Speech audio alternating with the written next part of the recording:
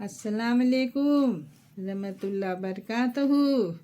मसनूई चीज़ें, हैवानात, नबात और जमात जिनका हाल तुमने पढ़ा, जिनके फ़ायदे तुमने सुने, खुदाए ताला ने उनके पैदा करने से जो मेहरबानी हम पर की है उसको समझे।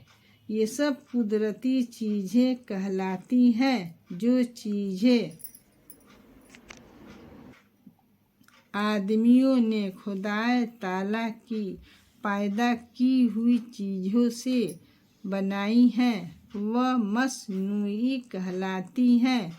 इनमें से जो कुछ चीज़ें का थोड़ा हाल और उनके फ़ायदे तुम कुदरती चीज़ों के बयान में पढ़ चुके हो।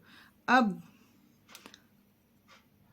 नाम एक और मसनूई चीज़ का हाल और उसके फ़ायदे बयान करते हैं जो दुनिया में बहुत ही निराली और अजीब है। वह क्या? रेल। तुमने देखा होगा कि रेल बहुत तेज चलती है। अभी इतनी दूर थी कि नज़र भी नहीं आती थी, अभी आन की आन में हमारे पास आ गई और इस जोर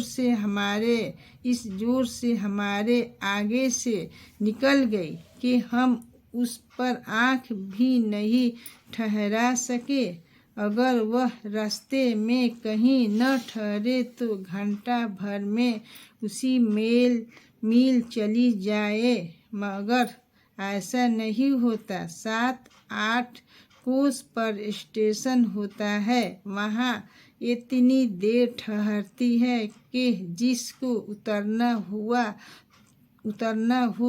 उतर जाए और जिसको सवार होना हो सवार हो ले। रेल बोझ ढोती है, हमें एक जगह से दूसरी जगह पहुंचाती है, बड़े आराम से ले जाती है, दम भर में कहीं की कहीं निकल जाती है। पहले ये बात न थी। जब कभी दूर जाना होता था, राह में महीनों गुजर जाते थे। चोर चक्कार गार्ड हर वक्त रहता था, तकलीफ़ें ज़्यादा उठाते थे, किराया भी ज़्यादा लगता था, अहसाब के ख़राब होने का हर वक्त फिक्र रहता था और जंगलों में पानी न मिलने से जाए हो जाती थी। अब आराम से रेल गाड़ी में बैठ जाते हैं, असबाब भी उसी में लाद लेते हैं। गाड़ियाँ कहाँ हैं? खासे घर के कमरे हैं। महीना बरसा या आंधी चले, गर्मी पड़े या सर्दी, दिन हो या रात, उनमें हर वक्त आराम से बैठकर चले जाओ। नींद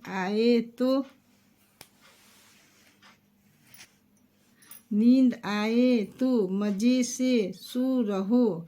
हर स्टेशन पर पानी और खाने और पीने की चीज़ें मौजूद, जो जी चाहे लेकर खाओ, ज़रा सी तकलीफ़ नहीं और ज़रूरतों के लिए भी पूरा इंतज़ाम है। चीज़ की हाजत हो पूरी हो सकती है, गरज बड़े आराम की सवारी है और कोई सवारी उसको नहीं पहुँचती। रेल में बहुत सी गाड़ियाँ होती हैं, बड़े कुंडियों और एक दूसरे के साथ जकड़ी रहती हैं। जो सबसे पहली गाड़ी होती है वह सब गाड़ियों को खींचने के लिए जाती है। इसमें बहुत सी कलें होती हैं, कीलें होती हैं। इसके इंजन कहते हैं, इसको इंजन कहते हैं। उसमें आग जलाने के वास्ते एक बड़ा तनूर सा होता है, जिसके साथ ही एक हौज पानी का भरा रहता है। और जिस तरह आदमी के बदन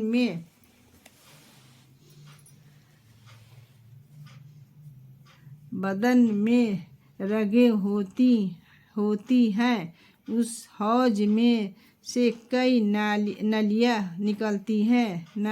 निकलती हैं। हौज का पानी आग से तप कर भाप बन जाता है। ये सब भाप उन नालियों में चली जाती है और इंजन के पहियों के चक्कर देने वाले परजे को बड़े जोर से फरफराती है। मगर याद रखो कि भाप के जोर से इंजन के पहियों को फिर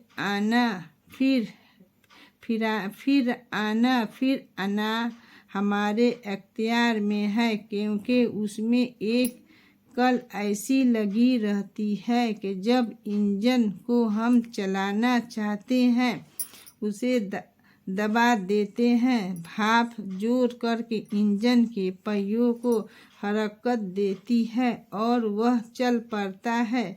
इसके साथ सारी गाड़ियाँ भी चलने लगती हैं।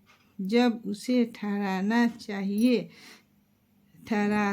चाहते हैं तो उसी कल को दूसरी तरफ दबा देते हैं। अब भाप का जोर इंजन के पहियों से हट जाता है, उसी वास्ते वह हरकत नहीं कर सकते और इंजन ठहर जाता है।